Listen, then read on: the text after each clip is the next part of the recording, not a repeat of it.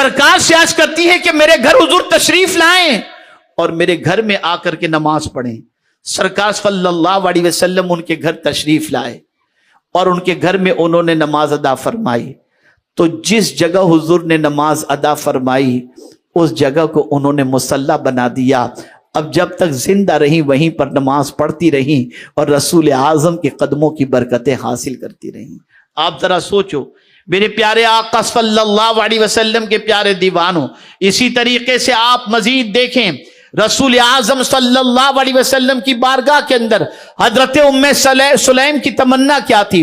جب پیغمبر رحمت صلی اللہ علیہ وسلم مدینے تشریف لائے ہجرت فرمانے کے بعد، تو مدینے کے انصار صحابہ اور صحابیات نے سرکار کی خدمت میں تحفے کے انبار لگا دیے، بہت تحفے عطا کیے۔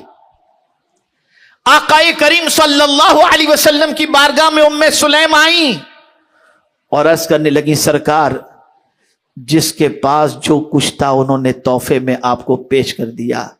میرے پاس ایک چھوٹا سا میرا بیٹا ہے انس، اس میرے بیٹے کو تحفے میں آپ قبول فرما لیں، یہ آپ کی خدمت کرے گا۔ اللہ اکبر!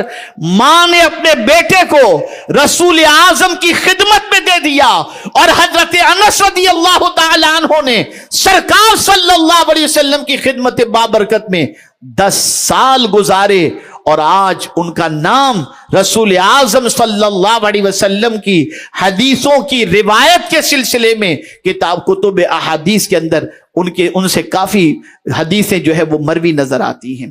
یہ اس ماں کا کام تھا اور اس ماں نے کلیدی رول ادا کیا۔ اسی طریقے سے میرے پیارے آقا صلی اللہ علیہ وسلم کے پیارے دیوانوں، خواتین کے بہت سارے واقعات، صالحات کے بہت سارے واقعات اور صحابیات کے بہت سارے واقعات آپ کو عشق مصطفیٰ صلی اللہ علیہ وسلم سے متعلق ملیں گے۔ حضرت بی بی اسماء بنت ابی بکر رضی اللہ تعالی عنہ کی عادت مبارکہ تھی، جب گھر کا کوئی فرد بیمار ہوتا تو حضور صلی اللہ علیہ وسلم کے جبہ شریف کو دھو کر اس کا پانی مریض کو پلا دیتی، اللہ تعالیٰ مریض کو شفا عطا فرما دیتا۔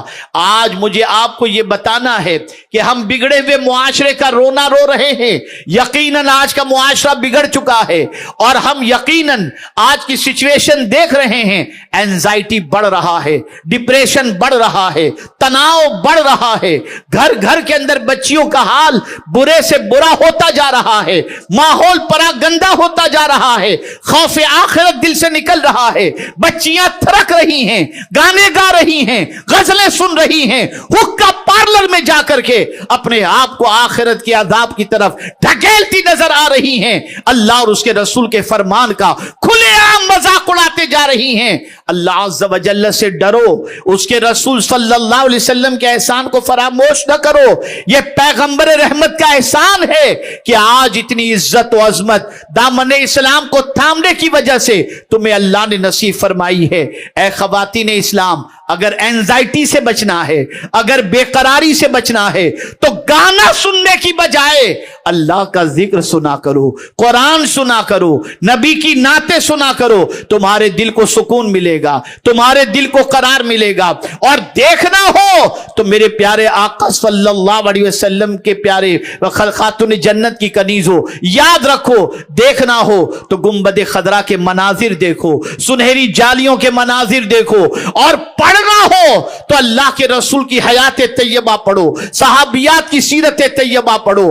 آج بہت ضرورت ہے اس چیز کی، بہت ساری بیماریوں نے جڑ پکڑ لیا ہے، حالات بڑی تیزی سے کروٹ لے رہے ہیں، برائیوں کے سیلاب کے اندر معاشرہ ڈوبتا چلا جا رہا ہے، بہت کوشش کی جا رہی ہے ماحول سنور جائے، ماحول سنور جائے، لیکن غلط باتوں کو سننے اور غلط باتوں کو دیکھنے کی وجہ سے گناہوں کی محبت نے دل میں جڑ پکڑ لی ہے۔ اے خواتین اسلام، آپ بہت بڑا رول پلے کر سکتی ہیں، علم کے میدان کے اندر آگے بڑھو، تعمیر ملت کے میدان میں آگے بڑھو، اور اسی کے ساتھ ساتھ خواتین اسلام خدمت دین کے سلسلے میں آگے بڑھیں، خدمت قوم کے سلسلے میں آگے بڑھیں، معاشرے کو سنوارنے کے سلسلے میں آگے بڑھیں۔ اور اس کا آغاز کہاں سے کرنا ہے؟ تو قرآن کہتا ہے قو انفسکم واہلیکم نارا، پہلے اپنی ذات سے کرو، خود سنور جائیں گے۔ اور میں جانتا ہوں، میں محسوس کرتا ہوں، جن کے پاس دولت کا انبار ہے وہ تو یہ تصور کرتے ہیں اگر مال ہو اور مزہ نہ ہو تو کیا فائدہ، مال ہو اور عیش نہ ہو تو کیا فائدہ۔ یہ بات اچھی طریقے سے ذہن میں رکھیں۔ اللہ اکبر۔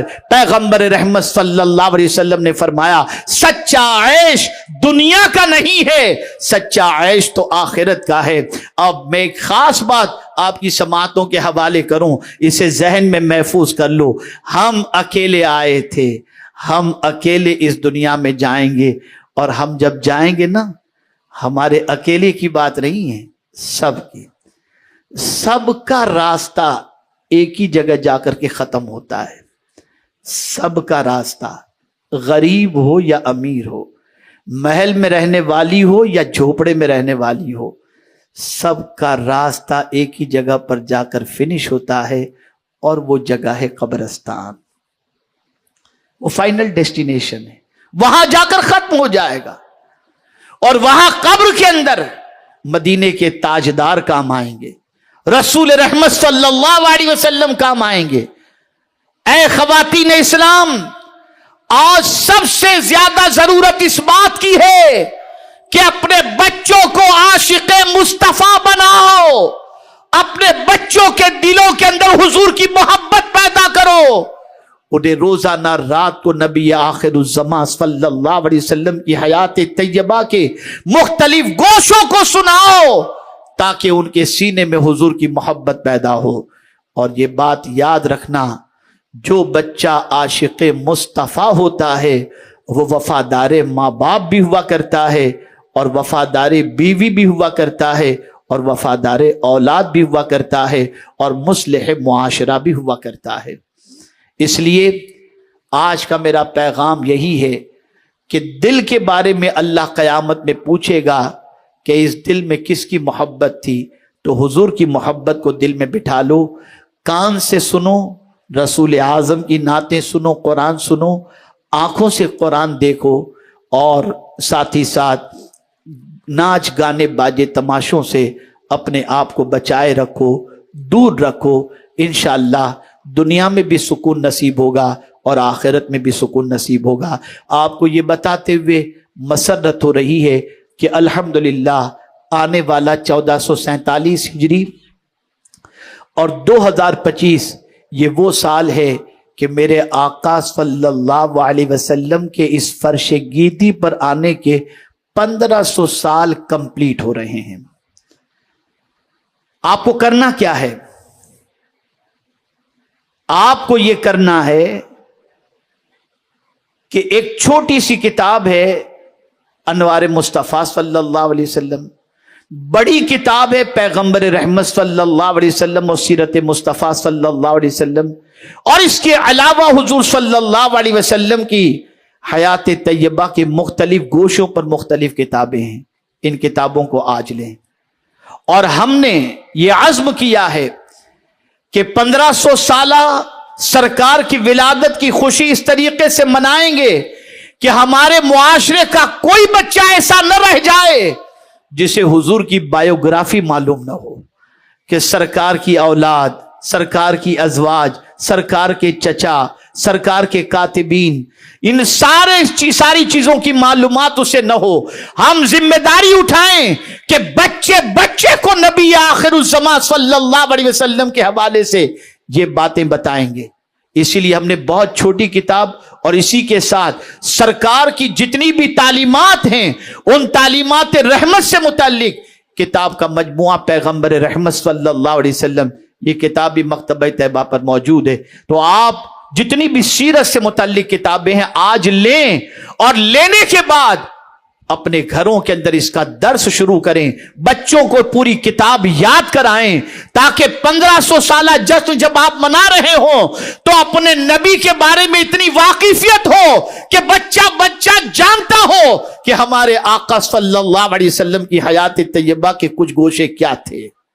اسی کے ساتھ ہم نے ایک اسٹیکر بنوایا ہے، ہر شخص اپنے گھر میں داخل ہوتا ہے، مرد بھی داخل ہوتا ہے، عورت بھی داخل ہوتی ہے، آپ جانتے ہیں میں نے مدینہ منورہ میں ایک بزرگ کے گھر پر یہ کلمات لکھے ہوئے دیکھے تھے، یا داخل الدار صلی علی النبی المختار صلی اللہ علیہ وسلم، اے گھر میں داخل ہونے والے دونوں جہاں کے مالک و مختار پر درود پڑھ صلی اللہ علیہ وسلم۔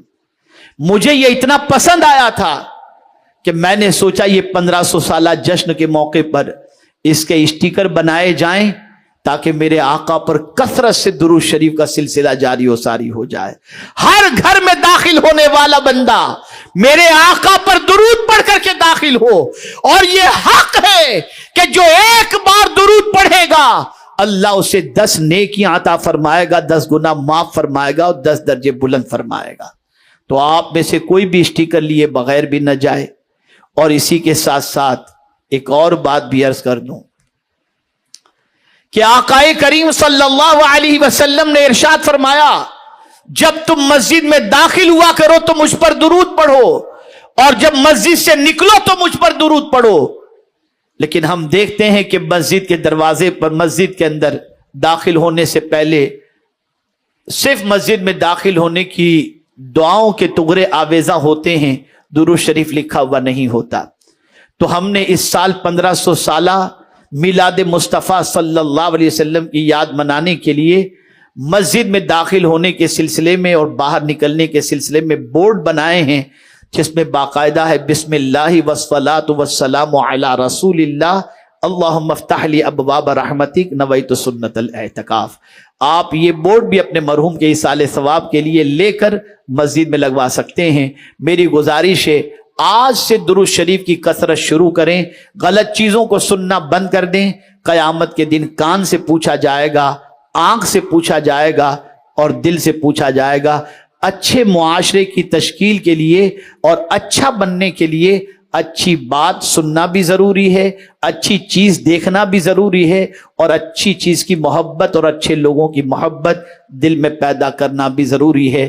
اللہ رب العزت جل جلالہ آقا کریم رؤوف الرحیم علیہ التحیۃ والتسلیم کے صدقہ و طفیل ہر بری بات سننے، بری چیز دیکھنے اور بری چیزوں کی محبت سے ہمارے دلوں کی حفاظت فرمائے۔